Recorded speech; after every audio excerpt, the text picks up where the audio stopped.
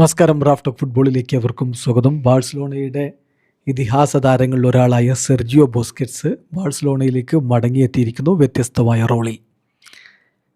അദ്ദേഹം ബാഴ്സലോണ വിട്ട് പിന്നീട് ഇൻ്റർ മയാമിയിലേക്ക് പോയതൊക്കെ നമുക്കറിയാം. 2023 അദ്ദേഹം ബാഴ്സ വിട്ട് ഇൻ്റർ മയാമിയിലേക്ക് പോകുന്നത്. 2025 അവിടം വിടുകയും ചെയ്തു.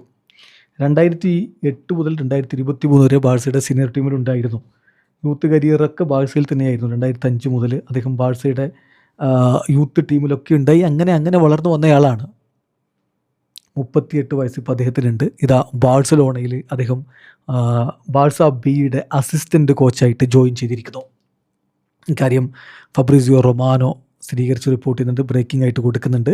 Sergio Busquets makes first step in his new career as manager as he signs in as Barcelona B assistant coach.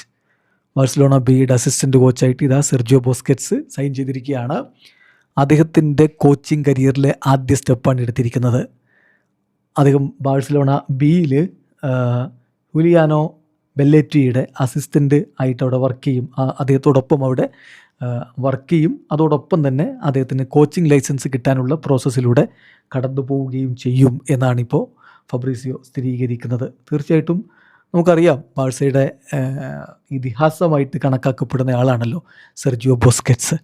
അദ്ദേഹം പുതിയൊരു റോളിൽ അവിടെ മടങ്ങി. ബാഴ്സ അങ്ങനെ അവരുടെ പഴയ പല താരങ്ങളെയും പുതിയ റോളിൽ അങ്ങോട്ടേക്ക് എത്തിക്കാറുണ്ട്. ഇപ്പോൾ ഡെക്കോ അവിടെ അവരുടെ സ്പോർട്ടിംഗ് ഡയറക്ടറായിട്ടൊക്കെ നിൽക്കുന്നത് നമുക്കറിയാൻ പറ്റും.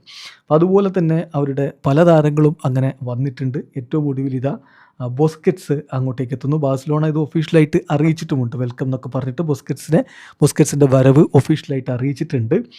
അതായത് അവർ സ്റ്റേറ്റ്മെൻറ്റ് ഇറക്കിയിട്ടുണ്ട്. Sergio Busquets joints Barca athletic as assistant coach എന്ന് പറഞ്ഞുകൊണ്ട് അവർ ഒഫീഷ്യലി വെൽക്കം ചെയ്യുകയും ചെയ്തിട്ടുണ്ട്. അപ്പോൾ ഇതിൽ ഇനി ആരാധകർ ആഗ്രഹിക്കുന്ന അല്ലെങ്കിൽ പ്രതീക്ഷിക്കുന്ന ഒരു കാര്യമുണ്ട്. മറ്റൊന്നുമല്ല, ഇതുപോലെ മറ്റൊരു റോളിലാണെങ്കിലും ലയണൽ മെസ്സി FC ബാഴ്സലോണയിൽ കാണാൻ കഴിയുമോ എന്നുള്ളതാണ്. മെസ്സി അത് പലവട്ടം പറഞ്ഞിട്ടുണ്ട്, ഞാൻ ബാഴ്സലോണയിലേക്ക് മടങ്ങിപ്പോകും, പക്ഷേ അത് കളിക്കാരൻ എന്നുള്ള കപ്പാസിറ്റിയിലായിരിക്കില്ല എന്ന്. ഒരു പക്ഷേ ഇതുപോലെയൊക്കെയുള്ള അപ്പോൾ കോച്ചിങ് റോളിലല്ലെങ്കിലും മറ്റെന്തെങ്കിലും അഡ്മിനിസ്ട്രേറ്റീവ് റോളിലൊക്കെ നമുക്ക് ഭാവിയിൽ മെസ്സിയെയും പ്രതീക്ഷിക്കാം. വീഡിയോ അവസാനിക്കുന്ന ഫുട്ബോൾ ലോകത്ത് കൂടുതൽ വിശേഷങ്ങളുമായി റഫ് ടോക്സ് എത്താം.